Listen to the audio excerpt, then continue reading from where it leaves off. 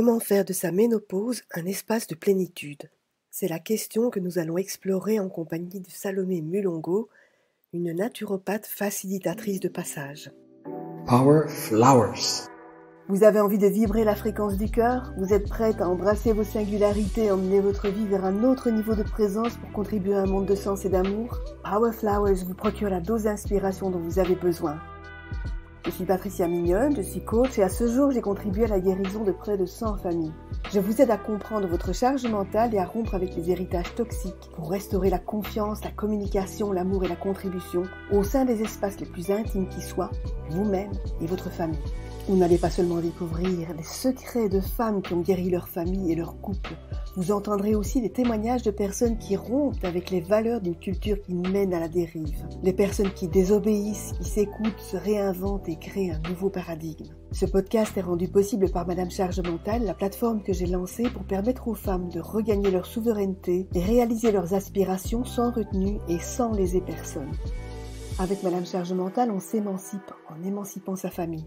On restaure les liens en destituant les biens. En restaurant l'amour, on fait reculer le chaos. Si cette vision vous inspire, rendez-vous sur madamechargementale.com.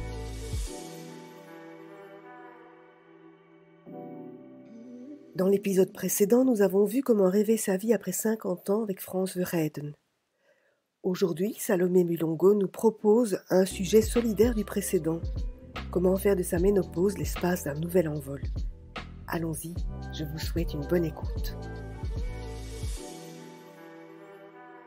Salomé, avec toi, on va aborder la façon de s'appuyer sur sa ménopause pour se déployer son potentiel.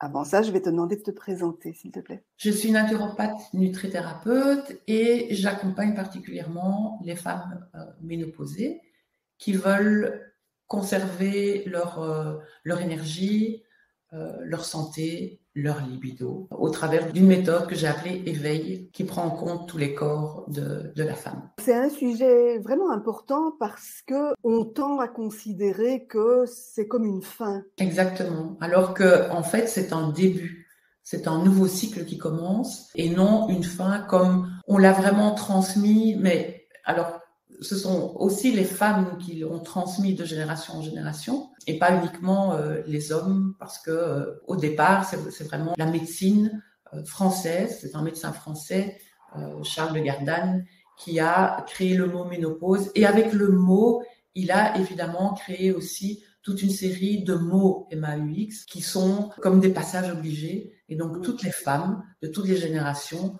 vivent avec ce truc de la ménopause, c'est passage obligé de toute une série de troubles, de pathologies, de maux, etc. Et donc, tu soulignes qu'il y a deux canaux de transmission. D'un côté, à l'intérieur, puisque avec le patriarcat, les femmes sont vraiment conditionnées pour se tenir à l'intérieur des maisons. D'ailleurs, la sexualité des femmes est intérieure. Et au sein des familles, par tradition, de femmes, de mère à fille, on se transmet une série de croyances. Alors que les neurosciences le montrent bien, l'importance du mental et l'importance des pensées sur le vécu de la personne. Donc, si on part avec cette idée que la ménopause, c'est égal à toute une série de troubles, pas forcément, on finira par vivre toute cette série de troubles. C'est quel genre de croyances, plus précisément, est-ce qu'on se transmet de mère à fille? On parle en général en termes de décrépitude, de fin, de finitude. Et donc, c'est vraiment perte de l'esthétique. J'ai la peau qui s'affaisse, les rides. Les cheveux qui changent de couleur. Et même pour reprendre des mots de ce médecin Charles de Gardanne qui parle de flétrissement des mamelles. Ça donne bien l'image qui est transmise. Donc, perte de l'esthétique, perte de la faculté de donner la vie, de devenir mère, et perte de la féminité. Et donc ça, c'est transmis. Et en matière de troubles, alors on a tous les troubles qui ont été énoncés par le corps médical, et ce sont les fameuses bouffées de chaleur, sautes d'humeur, sécheresse vaginale, et c'est comme si c'était des passages obligés. Tu as mentionné donc l'histoire du flétrissement des mamelles et la perte de la fécondité, et ça, ce sont en fait des critères qui sont véhiculés par l'idéologie patriarcale depuis des millénaires, là. Et surtout occidentale. Occidentale, exactement. Ouais. Donc le patriarcat, c'est en Occident, et l'Occident, mais c'est aussi les États-Unis, etc. Je voulais souligner le fait que le patriarcat existe depuis des millénaires. Et là, on va retrouver plein d'infos dans le livre d'Olivia Gazalet, Le mythe de la virilité, où elle explique que dès le départ, et les philosophes déjà grecs, et les pères de l'Église, donc chaque fois des hommes à travers les siècles, ont cultivé l'idée que la femme n'est qu'un outil au service de la transmission de l'humanité, mais en tant qu'homme. Hein, ils ont vraiment instrumentalisé la femme. Et donc, effectivement, la femme, elle ne sert plus à rien. Et quand on parle de flétrissement des mamelles, c'est pour nourrir les bébés. Et de la perte de la fécondité, elles ne servent plus à rien. Et donc, c'est ça aussi, cet aspect de prendre conscience de sa propre finitude. Finalement, c'est un cadeau que la femme a par rapport à l'homme, c'est de passer par une période où elle a conscience qu'il y a une finitude. Et donc, c'est le moment où, justement, elle peut décider de mettre en place des choses pour que cette finitude soit la plus douce possible et la plus épanouissante possible. Alors qu'un homme, lui, souvent, il est confronté à sa propre finitude quand il y a tout à coup une maladie grave, un accident, quelque chose. Mais la femme, elle a ça déjà en elle, cette conscience il y a une finitude et donc je me dois d'honorer la vie pour que ma finitude soit aussi belle que la vie que j'ai honorée pendant tous les autres cycles précédents. Oui, et le côté être de nature est plus évident chez la femme parce que la femme est cyclique. Et elle a oublié que la ménopause, c'est un cycle. Et c'est pas l'arrêt de quelque chose, c'est un nouveau cycle qui commence, un nouveau cycle d'énergie. Il y a plein de nouvelles choses à mettre en place. C'est vraiment une vraie nouvelle vie, en fait. Justement, cette nouvelle vie que tu viens d'évoquer à plusieurs reprises, comment est-ce que tu la décris? Comment est-ce qu'on peut la vivre? Alors, comment on peut la vivre? Ça, c'est vraiment des choix tout à fait personnels. On peut décider, et c'est ce que j'invite évidemment à faire quand les femmes me consultent, elles peuvent décider de ce qu'elles vont faire de ce nouveau cycle. Et voir à quel point c'est un cadeau. Parce que souvent, les enfants sont grands, ils ont quitté le nid, donc il y a une certaine peut-être liberté retrouvée. L'énergie qui était consacrée aux enfants qui peut être consacrée à sa propre personne. Il y a, alors physiologiquement et physiquement, c'est aussi une liberté de se dire j'ai plus de crainte de tomber enceinte, pas enceinte, est-ce que je dois continuer ces horribles pilules. C'est aussi une sacrée liberté de se dire ok, voilà, je ne suis plus dépendante d'une formule chimique qui me bousille le corps, hein, ceci dit en parenthèse. Et puis, on est arrivé à un âge où on a plein de ressources, on a fait un chemin, professionnellement, normalement, on assure, ou on se rend compte que tout ce qu'on a fait était peut-être uniquement alimentaire et donc c'est peut-être l'occasion de faire un nouveau choix. Et on est armé pour ces nouveaux choix parce que passé 50 ans, les expériences, on les a faites, les ressources, on les a, les connaissances, on en a. L'énergie, en tout cas, elle est là pour lancer ce nouveau cycle. C'est un renouveau, c'est une renaissance. Tu parlais des 5 corps, là. Tu veux bien les énoncer, les 5 corps, s'il te plaît? Oui, quand j'accompagne les femmes ménopausées, j'aime bien attirer l'attention sur le fait qu'on n'est pas qu'un corps physique. C'est vraiment l'image qu'on nous a donnée. Hein. Donc, un corps physique, on est matériel, c'est une machine, et forcément, une machine, elle est vouée à un moment donné à être défectueuse. Donc, on n'est pas que ça. Il y a le corps mental, toutes les pensées, et qui vont nous survivre. Hein. Quand je disais, on est confronté à sa propre finitude parce que on se cantonne sur le corps physique. Toutes les pensées qu'on a et qu'on a transmises aussi, elles vont nous survivre. Donc, en ce sens, c'est pas une vraie finitude. Il y a aussi le corps émotionnel. On est aussi des êtres de lien, on ressent des choses. Et les émotions sont super importantes et il faut en prendre soin. Quand on veut prendre soin de sa ménopause, on prend soin de son corps, de son mental, comme je viens de le dire, de ses émotions aussi. Il y a tout le corps spirituel. Spirituel, je l'entends vraiment au sens très très large. Ça peut être aussi tous les sens, comment je donne du sens dans tous mes domaines de la vie, quels sont les domaines où je manque de sens et où il faut que j'en remette. Oui. C'est le lien à l'invisible et à la dimension symbolique. Exactement. Et alors, il y a le corps énergétique avec lequel j'aime beaucoup travailler, qui là nous relie à plus grand que soi et permet aussi de lever certains blocages qui pourraient exister. Tu es en train de décrire l'humain de façon générale comme un être complexe avec beaucoup de ressources sur lesquelles on peut s'appuyer pour en réalité changer de narration. Ce qui nous plombe, ce sont les récits qu'on a hérités. Il y a un outil de base qui est valable partout, c'est la conscience en fait, c'est la pleine présence.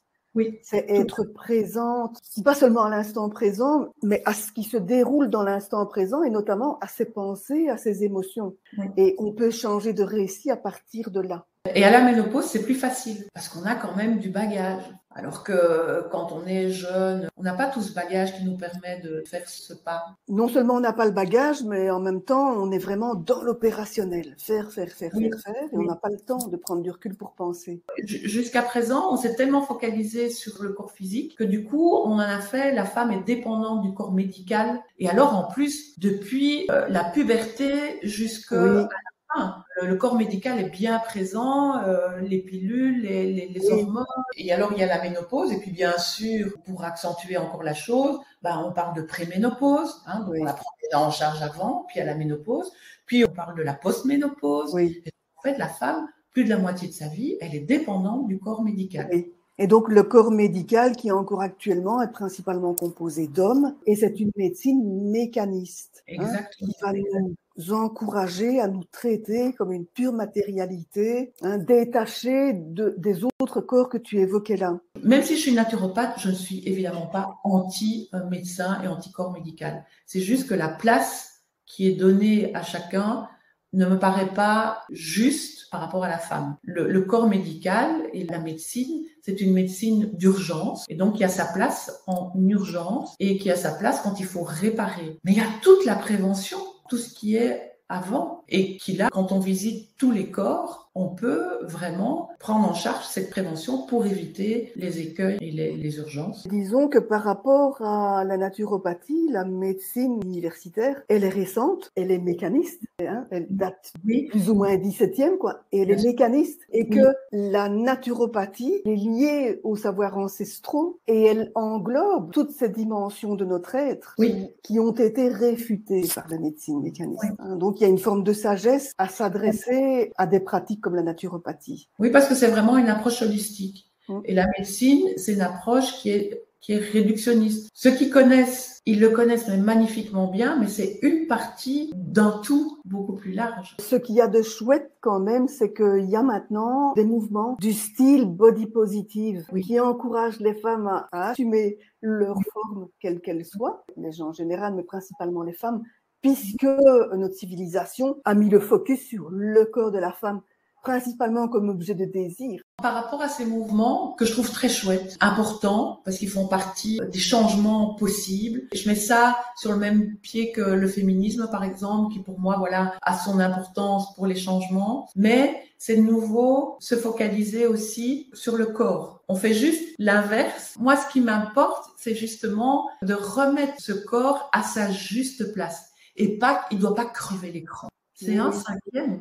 Mais bon, ceci dit, ce sont des mouvements qui sont importants parce que l'être humain, il est comme ça. Parfois, il doit recevoir des claques, il doit avoir des trucs un peu extrêmes pour que ça. Mais j'espère que quand même, de génération en génération, on va apprendre à changer dans la douceur. On n'a pas l'âge de se prendre des claques pour aller mieux aussi, parce qu'on l'a vachement maltraité, ce corps. Exact. Le truc, Salomé, c'est que on est dans une civilisation qui est tellement focalisée sur l'aspect, la dimension matérielle, pragmatique, le constatable, le visible, le quantifiable, que la majorité des gens s'appréhendent comme un corps physique et rien de plus. Quand tu ripostes en disant oui, mais il y a les autres corps. Mais c'est tout un travail d'éducation et de rééducation que de faire l'expérience, parce qu'on peut encore intellectuellement accepter ce que tu racontes, mais il faut en faire l'expérience. Bien sûr. Et je pense que la ménopause est le meilleur moment de vie. Je ne peux pas imaginer avoir eu cette conscience et cette expérience avant. J'avais pas les outils, j'avais pas la carrure, j'avais pas les connaissances. On est prête à la ménopause. On est vraiment prête. Donc là, tu parles par expérience. Tu es aussi ton propre labo, toi. Évidemment. Oui. Évidemment. Vraiment, ça a commencé par moi, en fait. Quand j'ai commencé les études de naturopathie, j'avais dans l'idée, au moment de faire mes études, je me suis dit, je me vois bien écrire un bouquin sur la ménopause. Et j'ai envie de travailler ça parce que moi, j'ai envie que quand j'arrive à la ménopause, hop, j'ai tous mes outils. Voilà. Et il se fait que, au fur et à mesure, donc j'ai fait mes études et puis mes consultations. Je suis devenue ménopausée. J'ai reçu beaucoup de personnes en consultation pour la ménopause. Et comme je suis effectivement en train d'écrire ce bouquin, donc j'ai fait beaucoup de recherches et je me suis rendu compte qu'on avait vraiment tout à l'intérieur. Mais même depuis la naissance, en fait, en tant que femme, un peu comme la gémothérapie, hein, c'est le bourgeon qui a tout le futur. Ouais. Là, je m'en suis rendu compte et du coup, j'étais prête. Et c'est vrai que pour moi, quand je fais mon bilan de vie, hein, je pense que c'est ma plus belle période de ma vie. C'est le moment où j'ai pu commencer ce nouveau cycle dans lequel je suis entièrement. Bon, en quoi est-ce la plus belle période de ta vie, Salomé? Et c'est ce vers quoi tu cherches à orienter les femmes que tu accompagnes, j'imagine. Hein? Pour moi, c'est la plus belle période parce que j'ai pu prendre conscience de ces différents corps et vivre. Là, se rendre compte que effectivement, la vie qu'on a eue avant, c'est comme si elle n'était pas complète. On avait vécu un morceau de vie très focalisé sur le corps, Oui.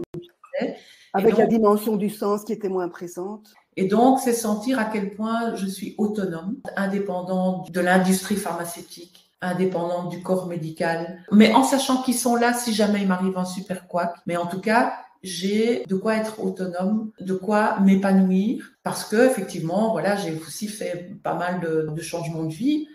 À la ménopause, hein, j'ai vraiment le focus sur mon activité de naturopathe, alors que j'ai travaillé dans le milieu privé, dans une grosse entreprise de conseil en propriété intellectuelle, où je gagnais super bien, mais je me suis rendu compte que ça ne venait pas compenser le vide que j'avais, que je ne m'expliquais pas. Et à la ménopause, je me suis rendu compte, bah oui, évidemment, j'ai tout focalisé sur le corps et sur le matériel. Voilà.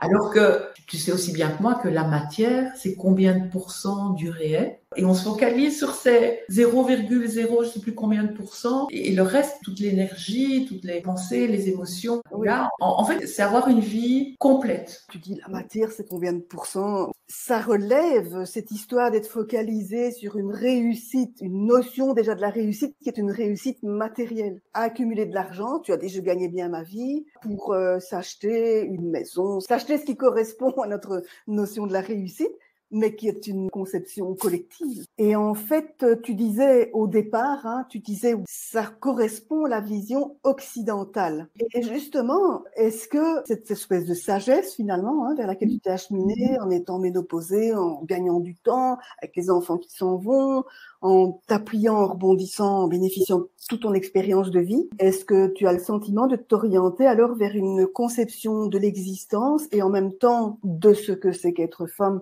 et plus spécifiquement d'être femme ménopausée, est-ce que tu as l'impression de t'orienter vers un mode d'être au monde qui colle plus à d'autres types de civilisations? Vu la couleur de ma peau, on peut imaginer que j'ai deux cultures, culture africaine et culture européenne, belge en l'occurrence. Et déjà, j'avais bien réalisé que la ménopause de mes grands-mères paternelles et mes tantes n'étaient pas la même. Et puis, en faisant mes recherches par rapport à mon bouquin, là, je suis tombée sur des études d'anthropologues qui montraient que dans certaines tribus, par exemple africaines, en Nouvelle-Guinée, au Cameroun, je pense, où la position de la femme ménopausée n'avait rien à voir avec celle de l'Occident. Et donc, c'est vraiment, les femmes sont importantes, elles sont dominantes, elles peuvent, si elles ont envie, se débarrasser de la jante masculine.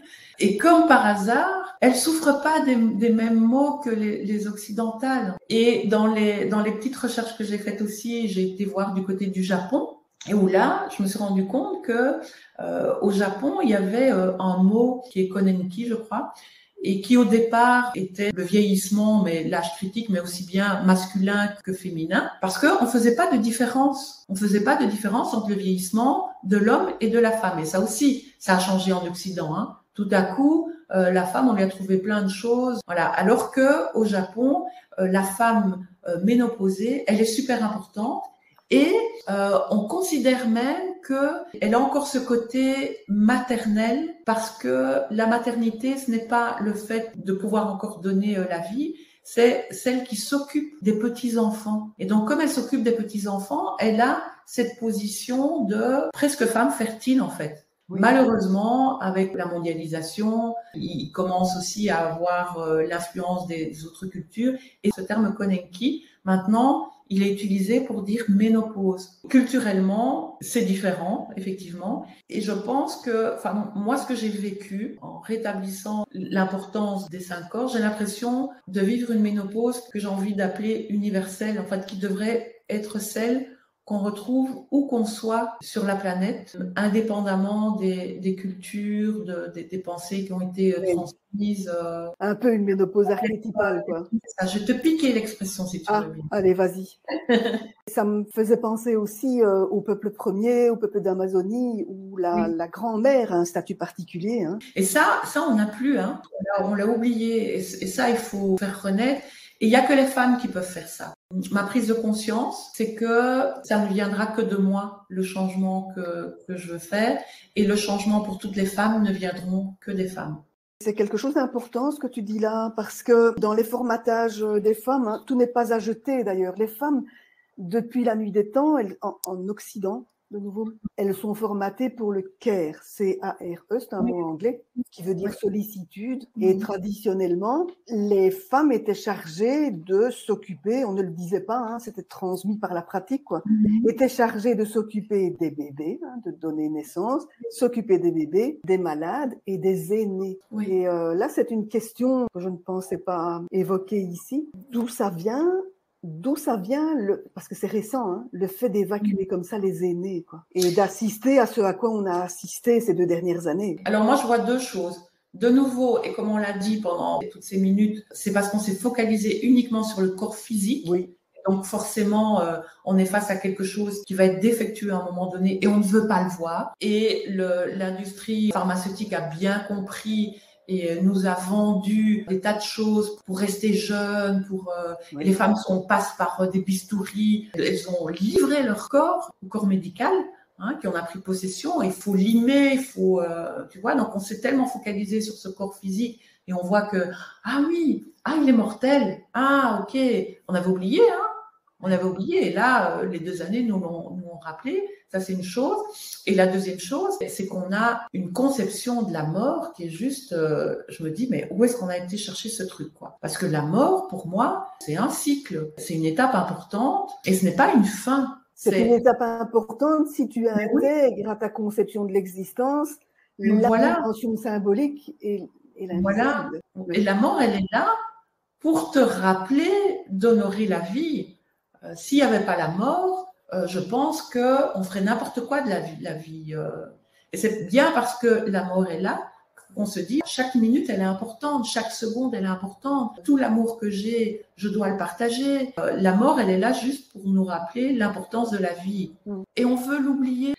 Et effectivement, si on pense qu'on n'est qu'une enveloppe charnelle, je comprends la peur qu'on a par rapport à la mort. Alors que quand on sait que, moi personnellement, j'ai une approche assez sereine de la mort et je pense que c'est ce qui fait que je sens que je peux rayonner parce que je sais qu'à un moment donné, mon corps physique va me lâcher, mais alors je nourris les autres corps parce que je sais que eux seront encore là et que je les transmettrai à mes enfants, mes petits-enfants, les générations suivantes. Et je sens que tous ces corps, je suis pas toute seule, il y a toutes les générations avant. Et quand on a cette vue-là, on n'a plus peur de la mort.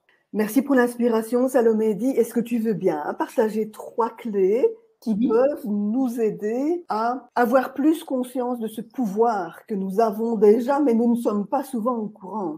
Alors la première clé, je vais commencer par celle-là parce que franchement, on en a parlé tout le temps, c'est revenu tout le temps, c'est la prise de conscience des 5 corps, physique, mental, émotionnel, spirituel, énergétique. C'est quand on a conscience et qu'on vit, c'est pas que avoir conscience, c'est vivre, expérimenter ces différents corps, évidemment. C'est pour moi la première clé, elle est fondamentale. La deuxième clé, c'est cultiver l'amour de soi. Parce que la femme, elle a ce don de donner de l'amour et elle le fait superbement bien. Mais c'est toujours vers les autres. Et à la ménopause, je pense qu'il est temps qu'elle se rappelle que la première personne importante, c'est d'abord elle. Et il faut qu'elle se donne de l'amour pour qu'elle puisse profiter pleinement du reste.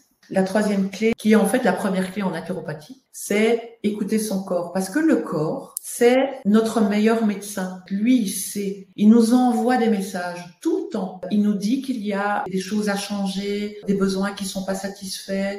Et il faut juste apprendre à l'écouter pour éviter les pathologies, les troubles. Donc, c'est écouter le corps parce qu'il envoie vraiment plein de messages. Il est magnifiquement bien fait, hein, ce corps. Son objectif, c'est revenir toujours à l'homéostasie, l'équilibre. Merci Salomé. Donc, tu accompagnes les femmes autour de la ménopause, mais pas que. Qu'est-ce que tu proposes d'autre? J'accompagne les personnes qui vivent des cycles avec difficulté. Donc, il y a ce cycle ménopausique, on va l'appeler comme ça. Et j'accompagne aussi les personnes en fin de vie. Et toujours avec les différents corps. Et voilà. J'espère que cet épisode vous aura inspiré quant aux possibilités d'être enfin soi à un âge que la société considère comme une fin. Si vous avez des amis concernés par le sujet, pensez à leur envoyer le lien vers cet épisode 16 du podcast Power Flowers. Et puis, si vous avez des amis qui sont encore concernés par la charge mentale, invitez-les à télécharger mon test.